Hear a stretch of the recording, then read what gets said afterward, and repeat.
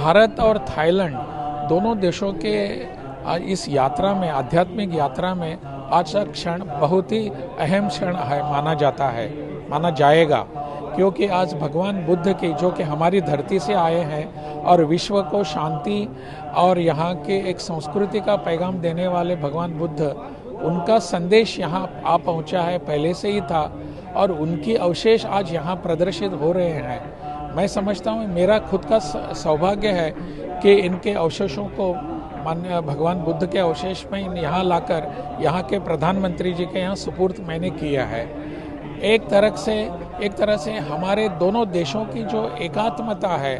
बौद्धिक हो, आध्यात्मिक हो, सांस्कृतिक हो, इन सब एकात्मताओं का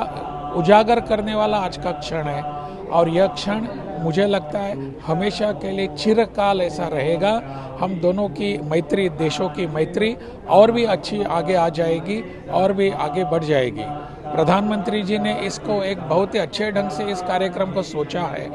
और इस कार्यक्रम को आगे लाने के लिए उन्होंने मुझ जैसा एक सामान्य व्यक्ति को चुना है। ये मैं मेरा एक सौभाग्य समझता हूँ। I think this is a historic event indeed. You're very right in saying that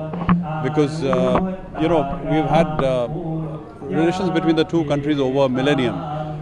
Buddhism forms a very strong bond connecting both the countries,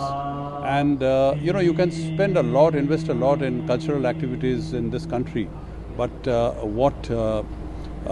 momentum which Buddhism gives you in terms of an event of this nature which you have just seen is tremendous. It's a sense of feeling, it's the sense of sentiment which exists and prevails among the people of Thailand. It was a rare occasion to see when the Sangha Raja got off the car.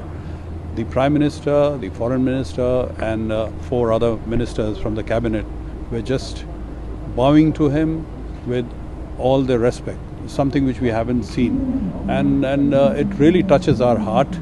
to see that we as people from India are able to bring the holy relics of the Buddha and that of Sariputta and Moggallon to this beautiful country. सच में आज का जो दृश्य है,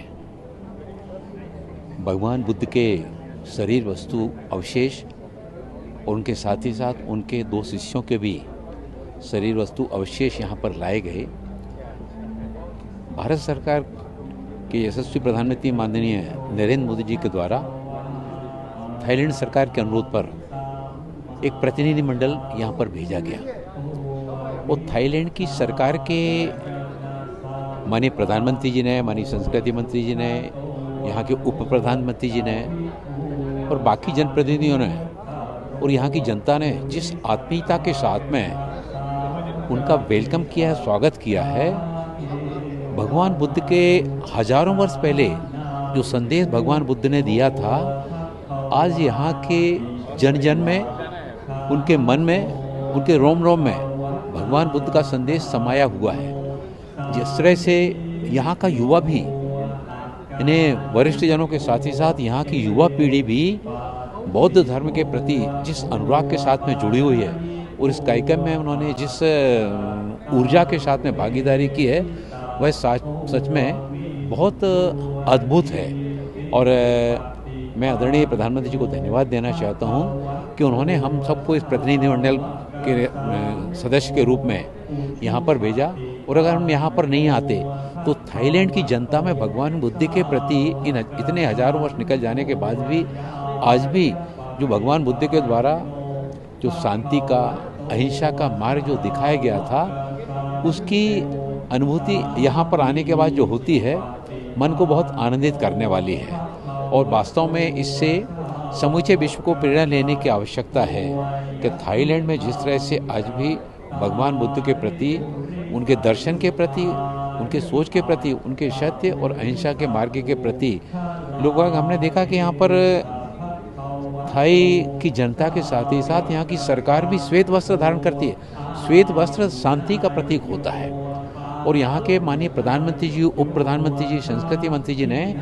संघ राजा जी यहाँ पर आए हुए थे। संघ राजा जी का पूरे थाईलैंड में बहुत सर्वाधिक सम्मान का स्थान है। 90 वर्ष से ज़्यादा उनकी आयु हो जाने के बाद भी वो इस कार्यक्रम में उपस्थित हुए और जिस तरह से यहाँ के प्रधानमंत्री जी ने, उप प्रधानमंत्री जी ने, संस्कृति मंत्री जी ने और बाकी सारे अधिकारियों ने